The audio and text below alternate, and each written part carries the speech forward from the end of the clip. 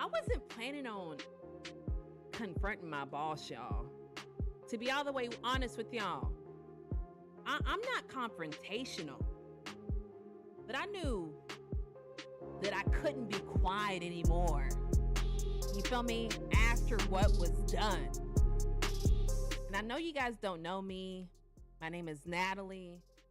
I'm very respectful. You feel what I'm saying? I do my job. Don't talk to too many people. But what you fail to realize is, to a manager that's insecure, that threatens them.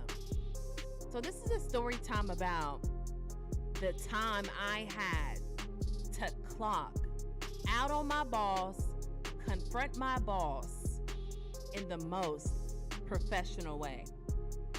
So guys, give me a second. We're gonna hop over to a quick story, a quick commercial, my bad. And when we come back, I'm gonna make sure to tell you guys the story. Make sure I hit the like button. Make sure you guys subscribe now. Ain't gonna wanna miss this story. She's falling off, not taking you seriously. It's time to level up. My ebook, How to Attract a Woman and Keep Her, lays out exactly what women want from a woman who will actually tell you the truth. $15.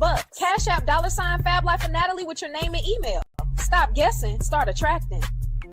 Fellas, stop guessing, start attracting. My ebook, I'm gonna link it in the description, link it in the comment section. But let's get into the story. Let me zoom in on y'all, because I want y'all to feel where your girl's coming from.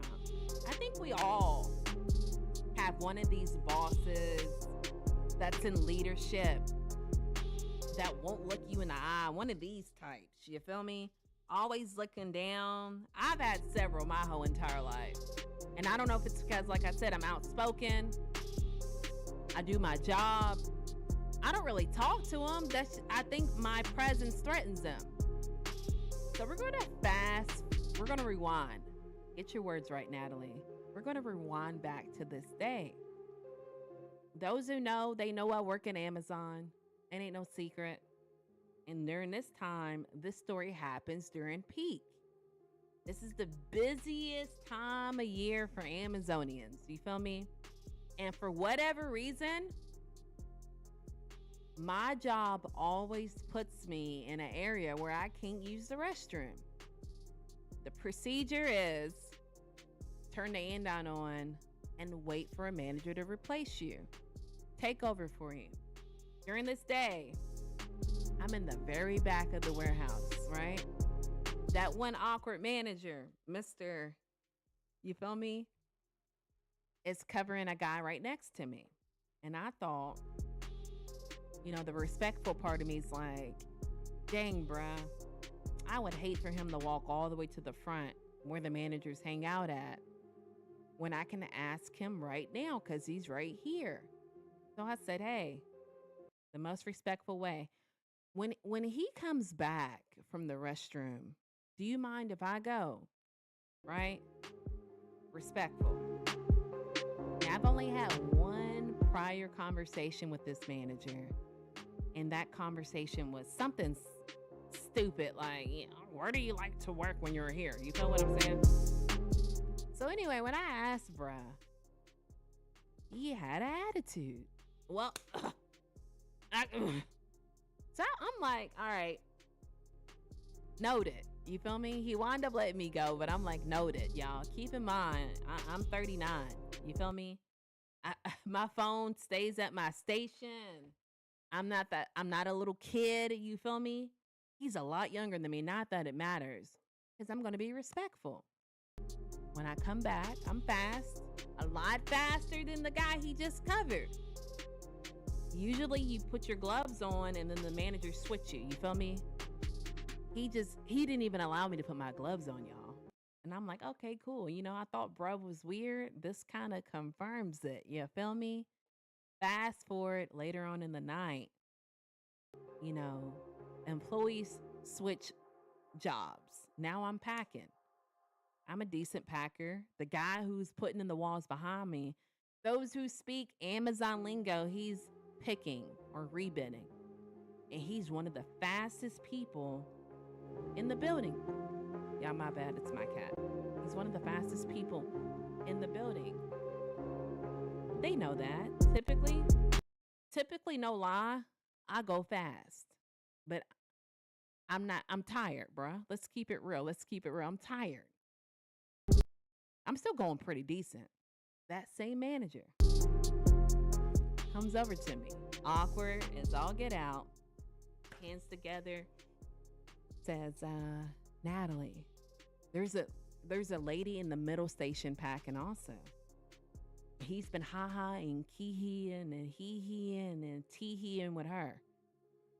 Me and such and such are gonna pack your wall down. You wanna go to the restroom? Now I'm thinking, do you wanna go to the restroom, y'all? I'm thinking,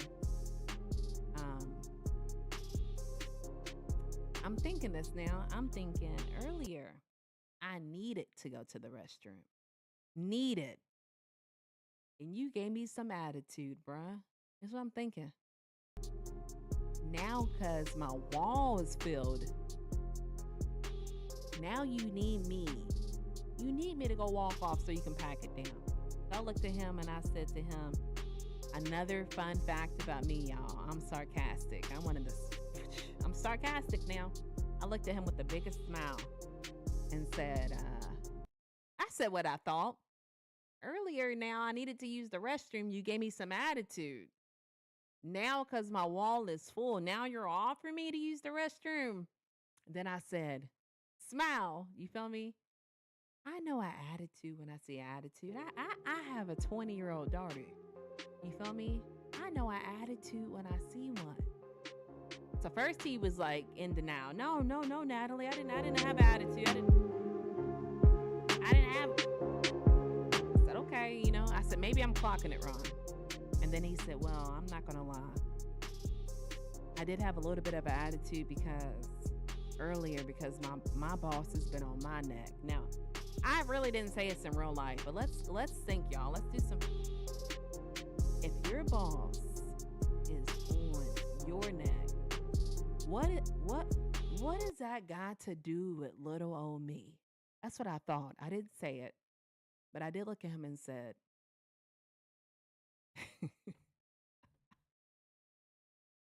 I'm going to pack my wall down. I'm going to continue to go at cruise control. And he just, okay. Non-confrontational. I get it. Some people going to be like, man, that is kind of confrontational, Natalie. You said you're sarcastic, this and that. But I need y'all to see this perspective.